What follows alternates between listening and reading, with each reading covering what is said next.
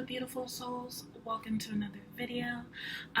In this video I'm going to be talking about my experience doing a CNA course so far.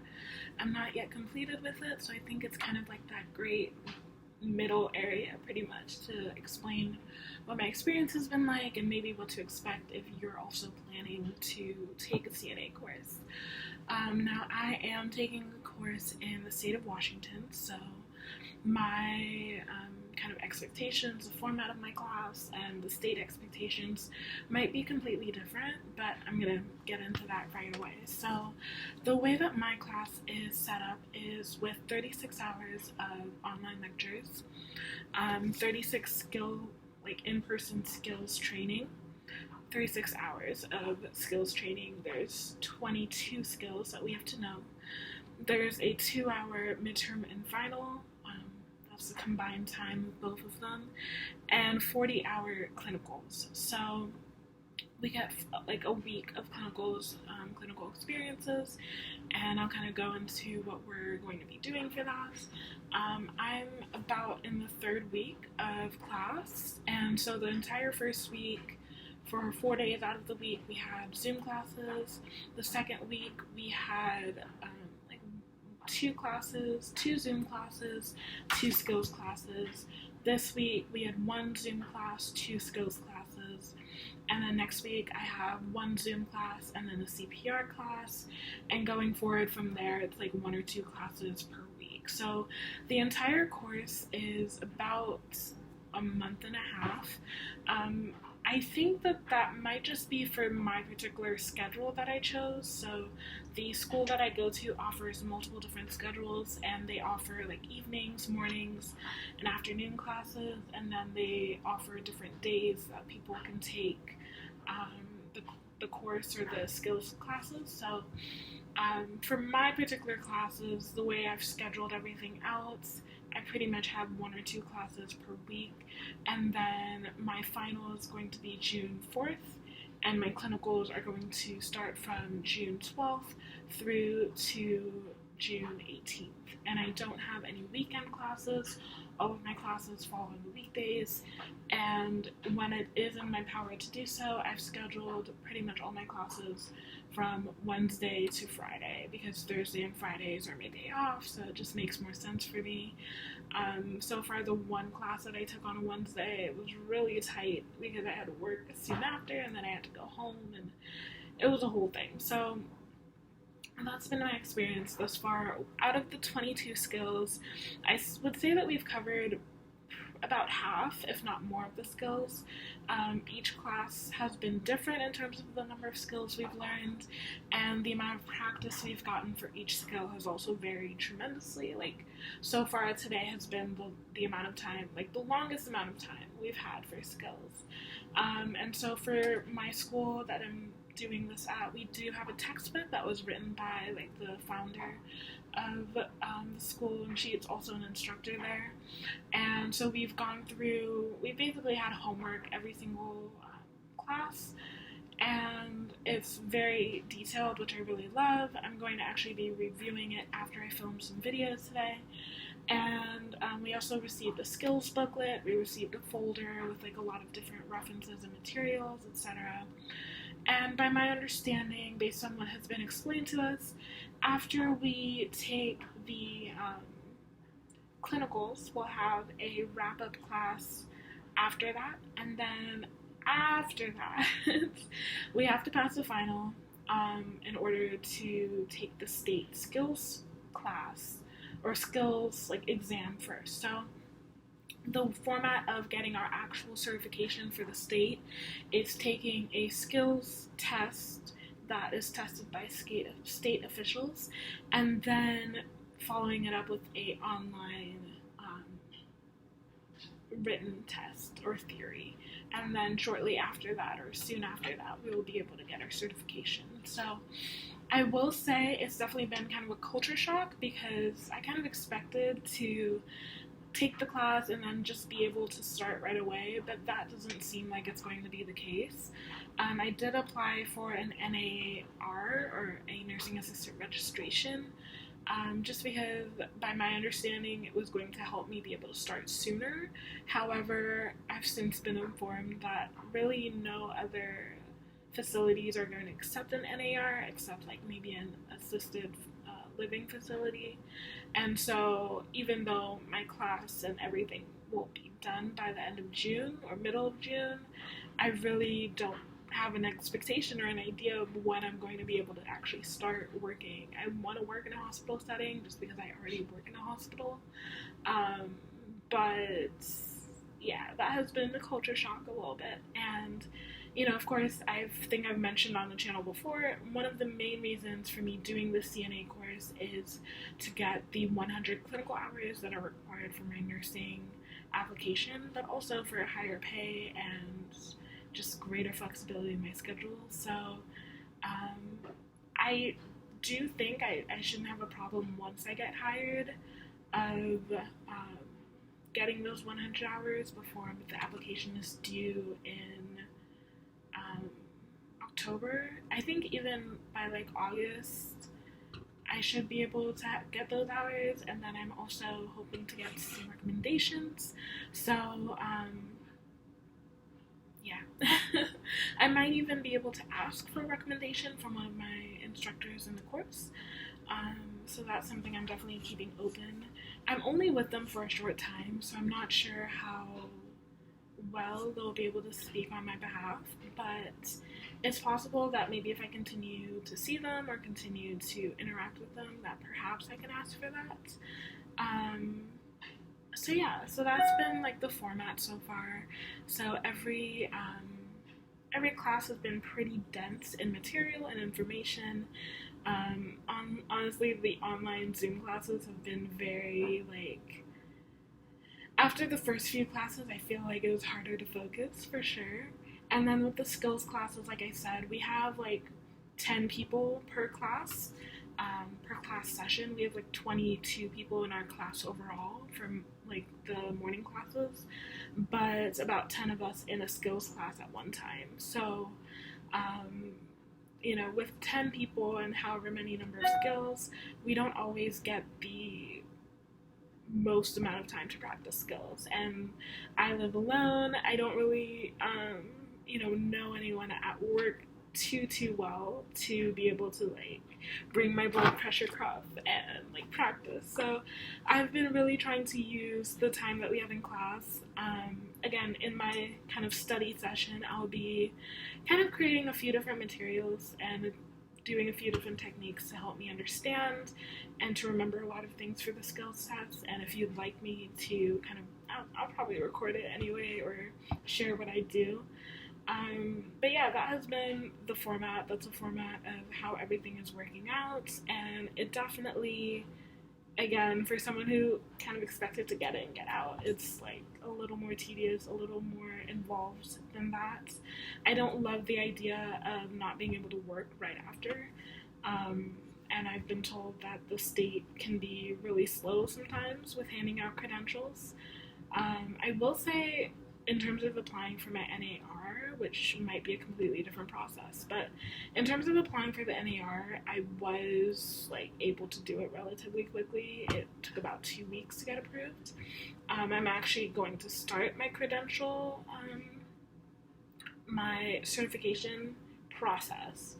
I won't be able to pay for it, but and also, in case you were wondering, these licenses do cost money. Depending on the school you go to, I don't know if they can apply on your behalf, but for the NAR registration, it was $85, and I believe the NAC registration is the same price. For the skills and exam for the states, our school does offer it, but it is an additional $100. And we did have to kind of buy some of our supplies, so like we were required to buy a gait belt for transferring patients. I was able to get one at the hospital relatively easily, but I think they're like $9 or $10 on Amazon. We weren't required to buy a blood pressure cuff and a stethoscope, but it was encouraged so that we could practice. And then also getting a analog watch was also important. Or I did get an analog watch, but I think I'm actually going to buy the one that pins to your scrubs. That way I can kind of like look down at it rather than have it on my watch. Again, not required. When I do take the state test in the school, they have a ton of clocks everywhere, so it wouldn't really be necessary for me to have that watch. But definitely on that day, instead of wearing my digital watch, I would wear my analog watch. So those are 3 things that we were kind of told we should invest in. Furthermore, the cost of the course itself was a little over $1,400. There are probably, most definitely, places that offer a CNA course for free or through a community college, or, you know, there are definitely probably easier ways. However, this particular area, this particular school appealed to me the most because of the location. It's like right down the street, and I'm able to get there with a bus very easily. And then the timing, like being able to finish in a month and a half, was very important to me, rather than taking like a quarter at a community college. And the cost, not great, but also not terrible. In my case, I was helped by a dear friend of mine who was able to give me the money for the class, because she anticipated that I wouldn't have had it ready in time, and she was correct. So that was definitely very helpful. I signed up for the course and I paid $170 roughly as like my deposit and like registration fee, and then another $1,300 or $1,320 in person to pay for the tuition. And to go into that a little bit more, we did take an English test, just like a short, like 20-question English quiz, just to test our English proficiency and make sure that we understood like basic words. I will say that if English isn't your first language and you're in a course like this or this specific course, even if you're able to pass the quiz or the exam, the material itself does have a lot of terminology, even beyond maybe standard English. So if that's something that you would find a little bit more difficult, I would definitely try to find someone in the class who perhaps is a little more fluent, and they're able to either read the textbook with you or do things like that. Just because, again, in the textbook, there are words that even I come across as kind of a native English speaker that I'm just like, you know, I recognize it because I have a science background, but, you know, not everyone is going to understand how to pronounce it or even what it is at all without any context or definition. So if you're in that position, definitely leave yourself time and space to define certain words and understand what certain things mean, so you're not kind of seeing all these different things and not really knowing what it means. So yeah, that pretty much covers the schedule, the format of the class, the expectations of the class. I will definitely update perhaps during clinicals. I don't plan on filming while I'm in the facility. I know there's many people on social media who feel comfortable for some reason doing that, but many facilities and many places do prohibit any recording of any kind. And I feel like even in common spaces, like I wouldn't want to risk it unless it's possible. Once I do get a car, you guys will definitely see more videos from me that are more like in time with my experiences, because I'll be able to film right then and there in my car. But yeah, so that's kind of what to expect for taking a CNA course. And again, my experience might be very different. So far, it's been very quick. It's been pretty rapid in terms of the movement. It started off slow, but it's been moving pretty quickly. I would definitely recommend having someone to practice your skills on. I do not and have not thus far. But I do plan on reviewing the skills verbally and kind of walking myself through it, and maybe even like miming it out for myself. And recording the skills verbally is also going to be something, so I can listen to an audio of it either as I'm going to work or when I'm at work, just so I can kind of ingrain in myself the steps. And then with that, I also have started making flashcards on Anki for those skills and for the terminology as well, so I'm going to be adding to that today as well. So those are just some of the things I'll be doing to prepare for not only the final, but for the state skills test as well. Lastly, I would also recommend ask a lot of questions while you're with your instructor. Clarify things, make sure you understand things. Like, there's things that are written in stone kind of in the skills where in reality, maybe if you leave something for the end of the skill, it's still going to count. I would also recommend maybe don't get too hung up on the particular steps. For me, specifically, it just feels unnatural and it feels tedious to like say things very specifically or to try to memorize exactly what I'm supposed to do. When I'm practicing with other like people in the class, I try to be more like natural. Like, what would I do if this was a general client in front of me? Like, we have our moments in the class when we're like laughing or giggling because a skill just seems uncomfortable or weird or whatever. But, you know, of course, in reality, we want to be treating the client with respect and being just very aware and conscious of how we speak and what we say and what we do.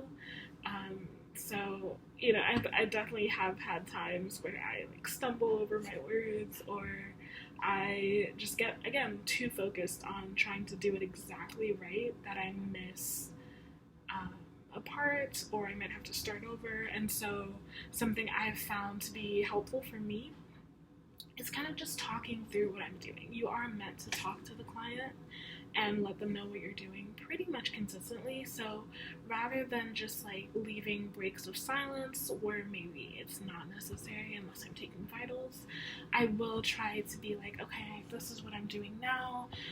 Like, hello, Mr. Smith, I'm going to be taking your blood pressure today. Introducing yourself first. Hello, Mr. Smith, I'm going to be taking your vitals today. I'm your CNA, Nadine, and this is what we're going to be doing. And if I manage to skip something right away, like maybe I don't say exactly what I'm supposed to, then I try not to stress about it too much, and I'm just like, I course correct as I go on. You're allowed to say to the state surveyor or evaluator, like, hey, I made a mistake, can I start over? And there are certain skills where you get like 2 or 3 chances. So I think for me, as of right now, with the skills that we've learned, I feel much more comfortable with the more practical action-based steps. And then with the vital signs, I'm more likely to make a mistake, and especially in terms of blood pressure. So I need to practice that. And then, yeah, like asking questions is really helpful, because I found that in terms of receiving correction, I'm much more likely to remember the correction and course correct quicker. So if I don't get that feedback, I'm going to continually be doing the same thing without even recognizing it. And with receiving instruction and feedback from the instructor, I've been able to like catch myself doing something. For example, with a lot of the movements and the way that you handle the client, you really aren't supposed to be pressing down. And so in one of the skills in particular, like, you always go underhand, and trying to press down on someone is like an instant no-no. So I'm like, okay, no thumbs, which sounds really silly, but it's like, it really helps me consciously recognize, okay, I'm putting pressure somewhere where I'm not supposed to. So even though I don't have someone, I don't have a mannequin, I don't have like anything to work on, I am going to be acting out through things. I have my bed right there, you know, maybe I prop up a pillow, you know, we're going to be working with mannequins in a state test besides for vitals. So, you know, I'm going to practice a lot of this stuff.